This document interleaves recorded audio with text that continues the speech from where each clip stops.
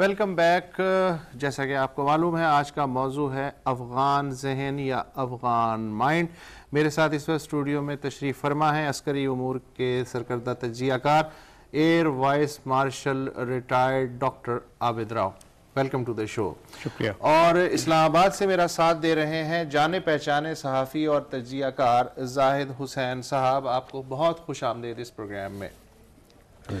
آپ لوگوں کی اجازت سے میں 3 چھوٹی چھوٹی مثالیں پیش کرنا چاہتا ہوں پروگرام کے شروع میں تاکہ اس کے حساب سے پھر گفتگو آگے چلے. پہلی مثال یہ ہے کہ جب سوویت فوج افغانستان سے چلی گئی تو 3 برس تک مجاہدین تنظیموں نے ایڑی چوٹی کا زور لگا دیا مگر نجیب اللہ کی کمیونسٹ حکومت کو ختم نہ کر سکے. پھر ایک دن ازبک جنگجو سردار رشید دوستم نے نجیب اللہ کا ساتھ چھوڑ دیا اور مجاہدین کابل میں داخل ہو گئے. دوستم جو پہلے سوویت یونین کا ساتھی تھا پھر مجاہدین کے ساتھ مل گیا اور پھر امریکیوں کا اتحادی بن گیا. مثال نمبر 2، جب نومبر 2001 میں افغانستان سے طالبان کی حکومت ختم ہو گئی تو لگ بھگ ایک ہفتے بعد ایک سینئر پاکستانی صحافی مغربی صحافیوں کے ایک گروپ کے ساتھ جلال آباد کے گورنر ہاؤس پہنچے. نئے گورنر کے ارد گرد ملاقاتیوں کا ہجوم تھا. صحافی نے ایک مقامی سے پوچھا یہ طالبان امریکیوں کا مقابلہ کرنے کی بجائے راتوں رات کہاں غائب ہو گئے کابل چھوڑ کے؟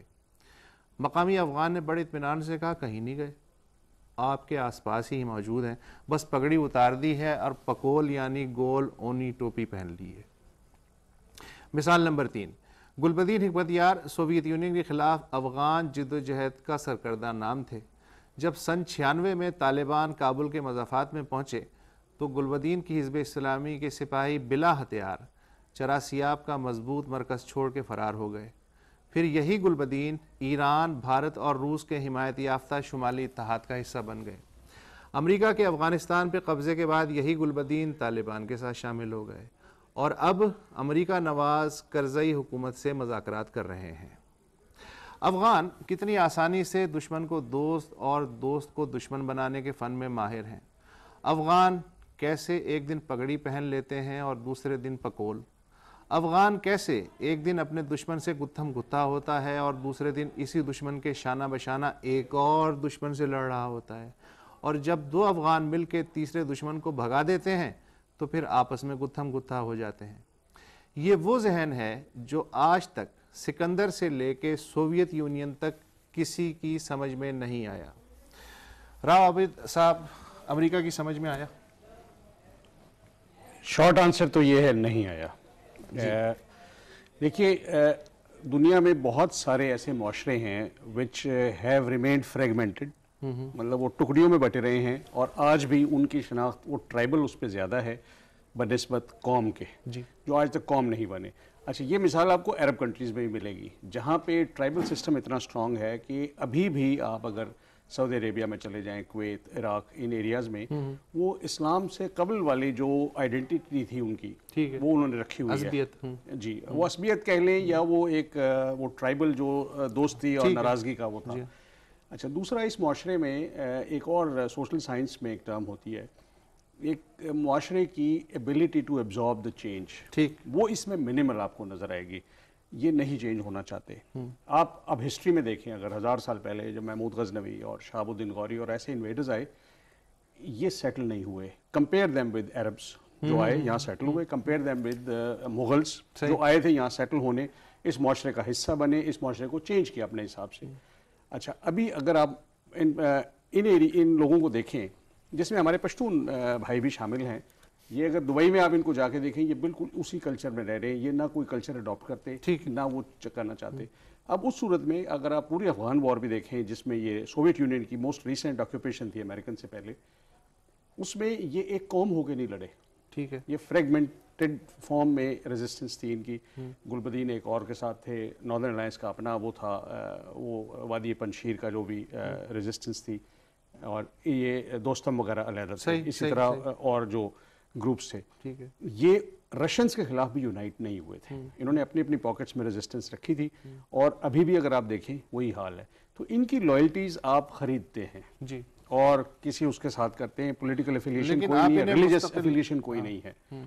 مستقل اپنا نہیں بنا سکتے. جی زاہد حسین صاحب، یہ جو عابد راؤ صاحب نے بات کی، میں اس میں ایک مزید ایک چھینٹا ڈالنا چاہتا ہوں بالکل تازہ ترین.